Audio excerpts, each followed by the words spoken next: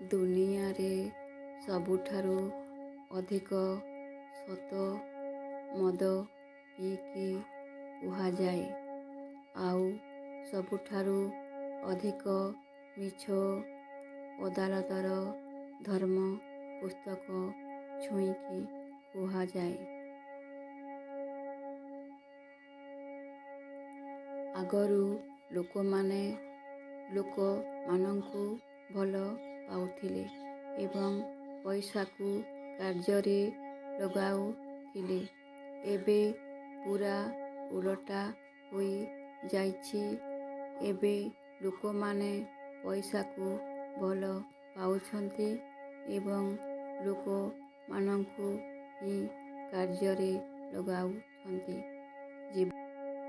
ଜୀବନରେ ଯିଏ ଆପଣଙ୍କ ଜୀବନରୁ ଯିବାକୁ ଚାହୁଁଛି ତାକୁ କେବେ ହେଲେ ଅଟକାଇବାକୁ ଚେଷ୍ଟା କରନ୍ତୁନି, କାରଣ ଯାହାକୁ ରହିବାର ଥିବ ସେ ଲକ୍ଷେ ଖରାପ ଗୁଣ ଭିତରୁ ଗୋଟିଏ ଭଲ ଗୁଣ ଖୋଜିନେବ ଏବଂ ଯାହାର ଯିବାର ଥିବ ସେ ଲକ୍ଷେ ଗୁଣ ଭିତରେ ଗୋଟିଏ ଖରାପ ଗୁଣ ହିଁ ତା ପାଇଁ ଯଥେଷ୍ଟ ଅଟେ। ସମସ୍ୟା ଦେଖିବା ପରେ ଜୀବନରେ କେବେବି ହାର ମାନନ୍ତୁ ନାହିଁ। କିଏ ଜାଣେ ଏହି ସମସ୍ୟାରେ ଆପଣଙ୍କର ଏକ ବଡ଼ ଆରମ୍ଭ ଲୁଚି ଯାଇଛି। ଯଦି କଷ୍ଟ ବଡ଼ ତେବେ ସଫଳତା ମଧ୍ୟ ବଡ଼ ହେବ।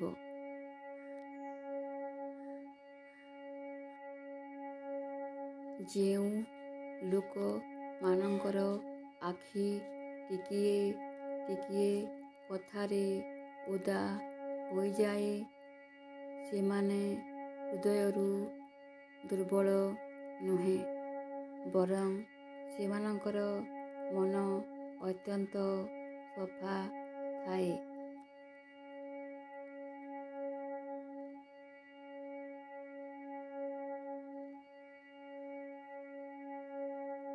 ଜୀବନରେ କେବେ ହେଲେ ଏହି ଭୁଲ କରନ୍ତୁନି କି କାହାକୁ କିଛି କହିବା ପୂର୍ବରୁ ନ ଭାବିବା କିମ୍ବା ଏହା ଭାବିବା ଯେ ଆମେ ଯାହାବି କହିବା ସେ ଆମକୁ କେବେ ହେଲେ ଡାକିକି ଯିବ ନାହିଁ। ଏହା ଭାବିବା ଭୁଲ ଅଟେ, କାରଣ ପ୍ରତ୍ୟେକ ମଣିଷର ସହିବାର ଗୋଟିଏ ସୀମା ଥାଏ। ଯେଉଁଦିନ ସେ ସୀମାରୁ ପାର ହୋଇଯାଏ ସେ ତାଠାରୁ ନିଶ୍ଚିତ ଭାବରେ ଦୂରେଇ ଯାଏ। ନୁଖୁରା ପଇସା ବେଶୀ ଶବ୍ଦ କରିଥାଏ, କିନ୍ତୁ ନୋଟ ନୀରବରେ ଦେଖୁଥାଏ। ସେହିପରି ମଣିଷର ମୂଲ୍ୟ ତାର ଶାନ୍ତ, ସୁଶୀଳ ଏବଂ ବିନମ୍ର ସ୍ୱଭାବରୁ ଜଣା ପଡ଼ିଥାଏ।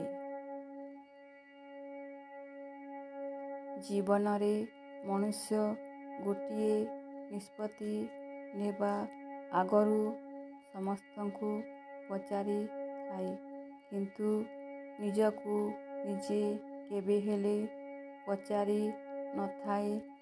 ସେ ଏକଥା ଭୁଲିଯାଏ ଯେ ସଂସାର ଗୋଟିଏ ମନୁଷ୍ୟର ନିଜଠାରୁ ଆଉ କେହି ବି ଭଲ ବନ୍ଧୁ ହୋଇ ପାରିବେନି।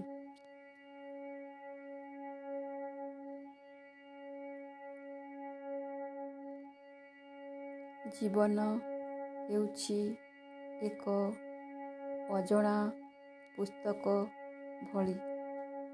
ଆଗାମୀ ପୃଷ୍ଠାରେ କ'ଣ ଲେଖାଅଛି କାହାକୁ ଜଣା ନଥାଏ।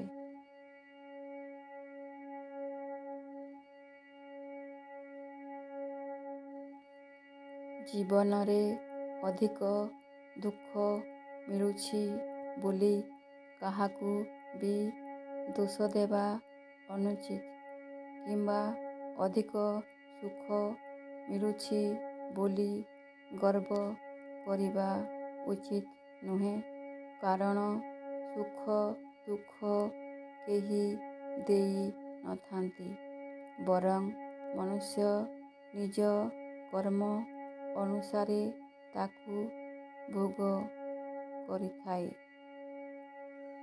ବୟସ ଥିବାବେଳେ ଏମିତି କିଛି ନ କରିବା ଉଚିତ ଯାହାକୁ କି ବାର୍ଦ୍ଧକ୍ୟରେ ଭାବିବାକୁ ପଡ଼ିବ। ଆଉ ସେତେବେଳେ ଯେତେ ଅନୁତାପ କଲେ ବି ପ୍ରାୟଶ୍ଚିତ୍ତ କରିବାକୁ ନା ପାଖରେ ସମୟ ଥିବ, ନା ବୟସ, ନା ବଳ। ପ୍ରତ୍ୟେକ ମନୁଷ୍ୟ ଜୀବନରେ ମହତ୍ତ୍ୱପୂର୍ଣ୍ଣ ନିଷ୍ପତ୍ତି ନେବା ଆଗରୁ ଥରେ ନିଜକୁ ନିଜେ ପଚାରିବା ଉଚିତ ଜରୁରୀ ହୋଇଥାଏ। ଅନ୍ୟମାନେ ବରଂ ଆମକୁ ଭୁଲ ଉତ୍ତର ଦେଇ ପାରନ୍ତି, କିନ୍ତୁ ଆମ ମନ ଆଉ ବିବେକ କେବେହେଲେ ବି ଆମକୁ ଭୁଲ ଉତ୍ତର ଦେବେନି। ଭିନ୍ନ ଭାବରେ କାମ କରିବାର ଶୈଳୀକୁ ଆପଣାଇବା ଉଚିତ। ଏଥିପାଇଁ ନିଜକୁ ପରିବର୍ତ୍ତନ କରିବାର ଆବଶ୍ୟକତା ଆଦୌ ନାହିଁ।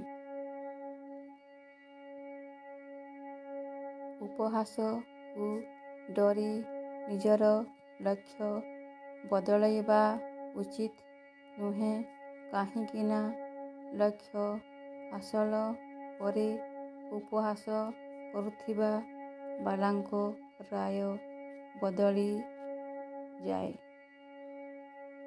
କାହା କଥାରେ ଯଦି କୌଣସି ଭୁଲ କିମ୍ବା ଠିକ୍ ହୋଇ ଯାଉଥାନ୍ତା, ତେବେ ଦୁନିଆ ସ୍ୱର୍ଗ ପାଲଟି ଯାଇଥାନ୍ତା। ତେଣୁ ସର୍ବଦା ସେହି କାମ କର ଯାହା ଠିକ୍ ଏବଂ ସତ୍ୟ ଅଟେ।